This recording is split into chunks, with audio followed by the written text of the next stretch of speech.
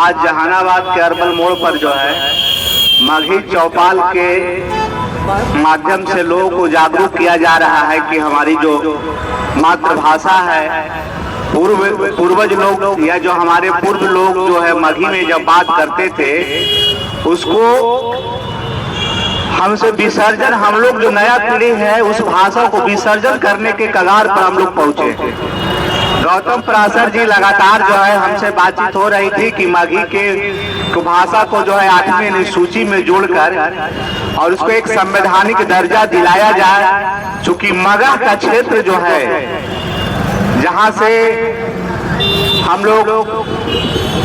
जहानाबाद से लेके नवादा, गया, औरंगाबाद का जो हमारा क्षेत्र है, व्यापक क्षेत्र है मगध का, पटना भी जो है मगध के ही क्षेत्र में मगध साम्राज्य, जिसका एक प्राचीन धरोहर है कि मगध साम्राज्य के नाम से जो है मौर्य वंश पटना के धरती से पूरे हिंदुस्तान के ऊपर जो है राज किए थे। तो मगही भाषा जो एक इतिहास है, मगध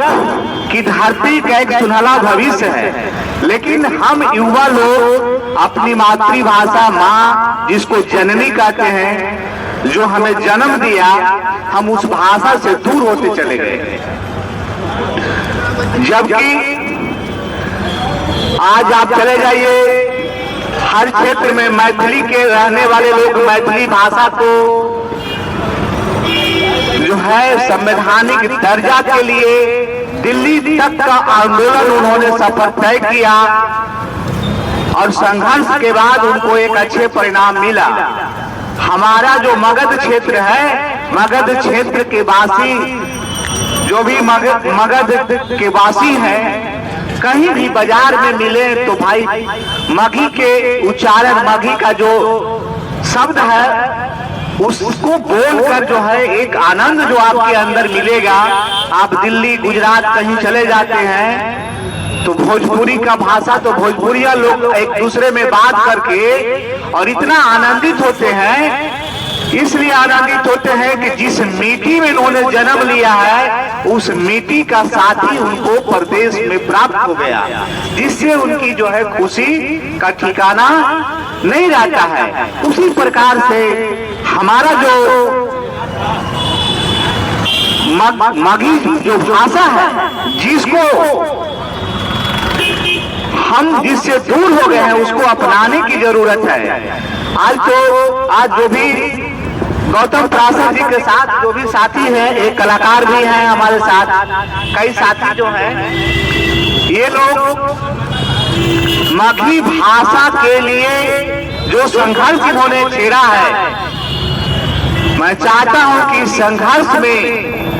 जहानाबाद की वासी भी जो है भाग लें और इस संघर्ष को उस मुकाम तक पहुंचा दें कि भारत सरकार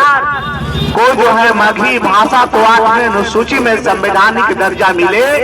और जो सिविल सर्विसेज की जो तैयारी करते हैं मगही भाषा में उन्हें लिखने की भी अनुमति मिले। मैं इस अरबल मोड़ पर जो है जो सभा लग रहा है, इस सभा से हम लोग यही प्रयास करेंगे कि मगही भाषा को और मजबूती प्रदान हो और एक संवैधानिक दर्जा मिले। इन्हीं बातों के साथ मैं अपनी बात को समाप्त करता हूं।